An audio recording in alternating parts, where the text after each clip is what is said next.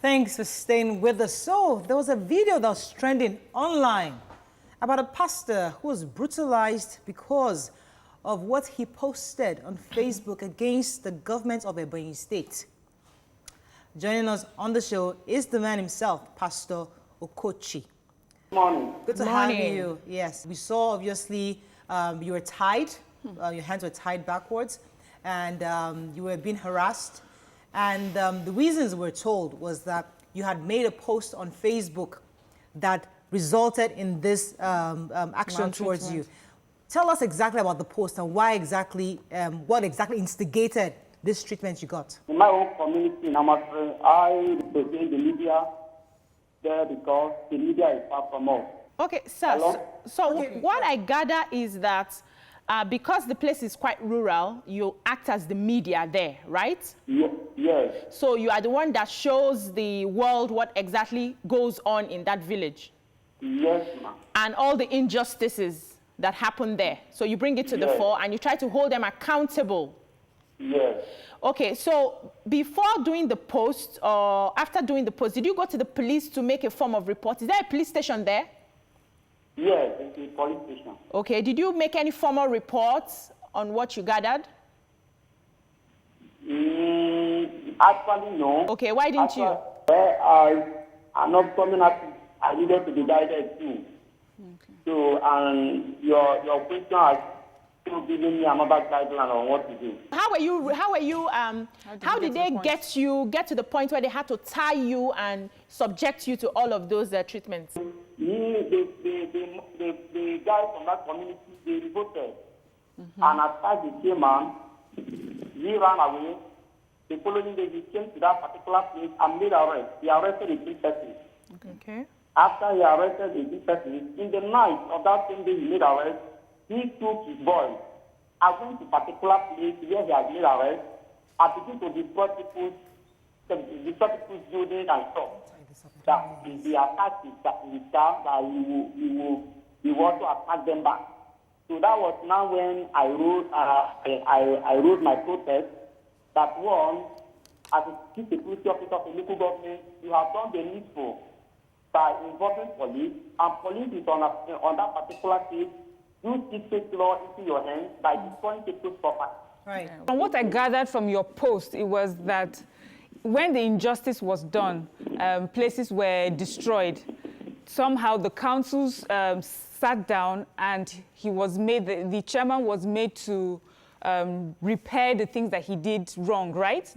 And so you were commending them for doing that, and also commending the chairman for taking the steps to redress the injustice, right? So that's what I gathered from the post. So at what point, what was in the post that annoyed them so much that they thought you deserved to be maltreated the way you were? They have accumulated my criticism against them because I have read the post you refer to. I have read it often and often to see what I did wrong there that led to my beating. I just discovered they want a time of silencing me using the traditional institution, because what they now allege was that the information I gathered from some of the elders, that the decision they made there wasn't what they made, that it is the elders who are using their own money to repair the damaged building. They now told me that I blackmailed the community, that because of that they are handing over to Isoro, which is the community task force. We've been speaking with Pastor Okochi Chukwu Obeni, who obviously went through that maltreatment by members of his community. Now we tried to reach out to the Afikpo North local government chairman himself, Mr. Oko Enyim, but we could not get through to him after sending several text messages and several calls, and still we couldn't reach him. But we'll continue to do that, because the truth is that we need to get both sides of the story and get a balance. But we have with us, you wanted to say something about it before we go to PR? First of all, I really am sorry that Pastor Okochi had to go through what he went through. I feel truly, truly sad. I know that there's one thing that can, there are a few things that can happen. You can blame government if government does something wrong. You can blame the police. But I don't understand when the youths of the community are involved in pushing an injustice like that. I mean, I watched that thing, I was so sad because it reminded me, I remember during the Liberia war, there were videos that came out from Liberia, how they treated people there. They tied him just the way they tied people who were killing people with guns. And I mean, that was the way he was treated, and he was humiliated. I mean, I feel, I'm sure you can hear my voice, I feel truly sad when I saw that video. How do you do that? When you hear in America, they'll say, okay, it's because he's black. In Nigeria, from your community, what did he do? Who did he kill? He didn't steal. He didn't steal. You only spoke on behalf of every one of you there about the injustices that's been going on in your community, and nobody could stand for that man. Nobody else could raise his voice alongside that man, and you allowed him to be treated and maltreated like that. Okay, thank you. I can see the passion in your voice, obviously, because it's quite pathetic, I must say. But let me bring in the police PRO, Mr. Frank Omba, to shed more light on any updates on this. Good morning, sir. Are you there? Yeah, good morning, Morayo. Yeah. And good morning to the ladies. Good morning, sir. So we were told that the CP in charge of the in Ebonyi State actually recently retired last week, so we couldn't get him on. But we wanted to just hear your thoughts. Have you gotten reports on this, and do you have any updates on what's been done so far?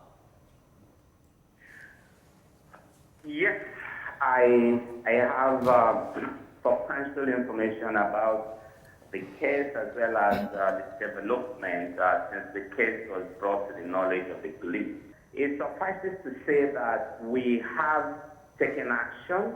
The matter was originally reported at Akipo North Police Station, and that's where the initial investigation started. As I speak to you, 9 persons have been arrested. The leader of that age group, Julius Amadi Nyerere, who incidentally doubles as a personal aide to the local government chairman, is currently in our custody. His deputy, Ezubona, is also in our custody with about 8 others or thereabouts. For us, this is a very clear case of assault on a Nigerian citizen. Yeah. We do not support the recourse to self-help by anybody. Even if that young man has committed any offense, and I'm not conceding at this point that he did commit any offense by making those posts, but assuming he committed an offense, there should be legitimate avenues for the local government chairman or those who are sympathetic to him to actually take a legal redress.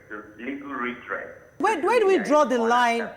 Because in their defense, they said there was something about a traditional courts, you know? So where do we draw the line between traditional justice and then the formal constitution or justice? Well, where would we draw that line? It is a very simple thing, Morayo. Any culture that is repugnant to the ethos and values of our system, or any culture that cannot stand the test of constitutionalism, will be struck out, and it's as simple as that. And I also do not in any way subscribe to the fact that that was the culture, that is part of the culture of the people. The people of Ebonyi State, and by extension the Igbo nation, have got very beautiful culture. They have very refined traditional way of actually looking into matters and resolving disputes between and among parties. Right. And so the system they adopted is clearly not part of the culture of the Igbo nation. Right. It's clearly not part of the culture of the Ebonyi people. Right. The Okay.